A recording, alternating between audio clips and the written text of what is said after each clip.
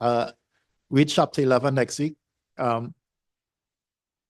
Chapter 11, the first 6 verses, I know we may not be able to cover that today, but the first 6 verses talks about, has God rejected his people? If you're taking notes, the theme is, has God rejected his people? In Romans chapter 11, verse 1 to 6, he says, I say then, that God cast away his people. God forbid. For I also am an Israelite, of the seed of Abraham, of the tribe of Benjamin. God had not cast away his people, which he foreknew. Wrote he not that the scripture saith of Elias, how we make an intercession to God against Israel, saying, Lord, they have killed thy prophets, and digged down thine altars, and I am left alone, and they seek my life. But what saith the answer of God unto him? I have reserved to myself 7,000 men who have not bowed the knee to the image of Baal. Even so then, at this present time, also, there's a remnant according to the election of grace. And if by grace, then, it is no more of works. Otherwise, grace is no more grace. But if it be of works, then it is no more grace. Otherwise, work is no more work. So after proving that the Gentiles are entering into a covenant relationship with God, and Israel has not obeyed the gospel because they are a disobedient and contrary people. We saw that in Romans 10 and verse 16 and Romans 10 and verse 21. Paul begins chapter 11 with a very important question. Has God rejected his people? Paul is not asking if God has rejected the spiritual remnant, the people of God. The answer to that is obvious, of course. Of course not. God has purpose to have a people that are his.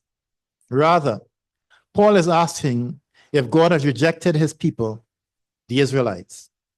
Paul's emphatic answer is by no means. The answer can be implied from the previous verses and its quotation from Isaiah 65 and verse 2. God has not closed his hands towards Israel. All day long, God has held out his hands to disobedient Israel.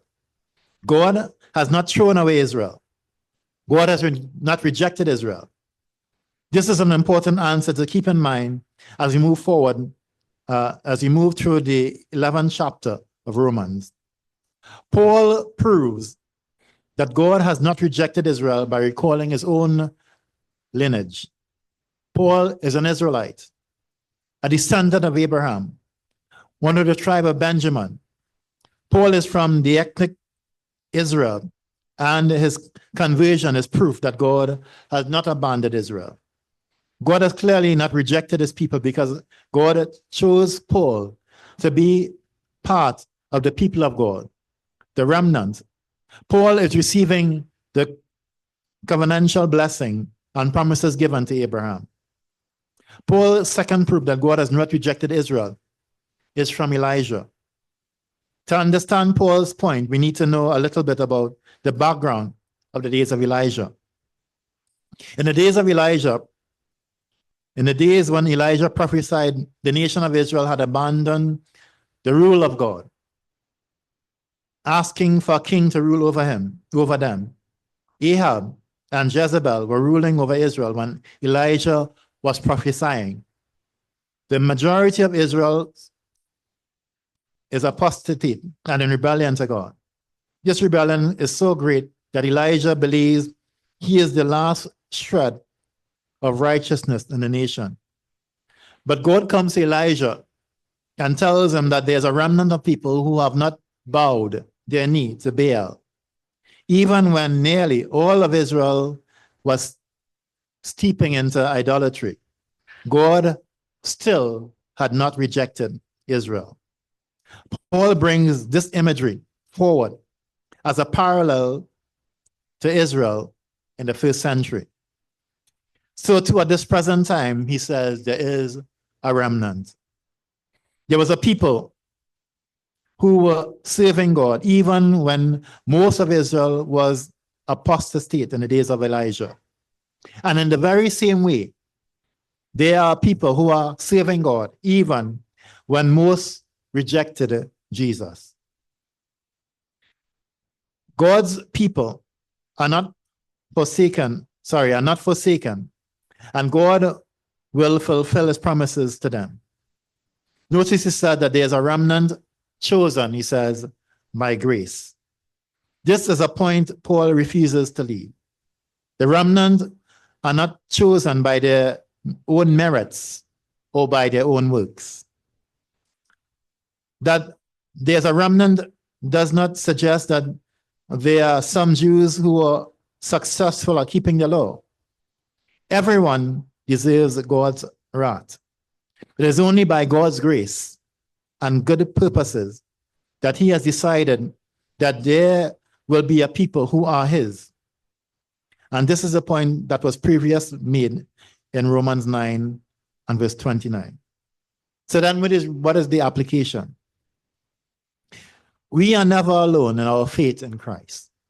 Sometimes you can feel like we are the only ones left who are trying to serve the Lord. I wonder what number God would give us of the number of people who are serving the Lord today. How many hundreds or thousands of millions on the earth who are seeking him? God always has a people that are his, no matter how dark they be morally. Paul also reminds us about God's grace. There's a remnant by grace. And if there's a remnant on the basis of works, then it cannot be by grace. But if the remnant exists by grace, then it cannot be by works. Otherwise, grace would no longer be grace. God is not showing grace if we earn our own way into being part of the remnant. God is not showing grace if we can merit our place in the remnant. If it were, then it would not be grace. The remnant would be our rightful, deserved place. But instead, it is by grace that there exists the remnant, the people of God who are receiving God's promises and blessings. So we must never forget that we stand where we are because of grace. What a gracious God we have that continues to purpose to have a people, even though everyone is indeed a sinner. So we couldn't work to obtain the salvation. There's nothing that we could do to work to obtain the salvation. But God did it because of his grace and mercy towards us. And that is why we need to be continued thankful for God's grace and his mercy.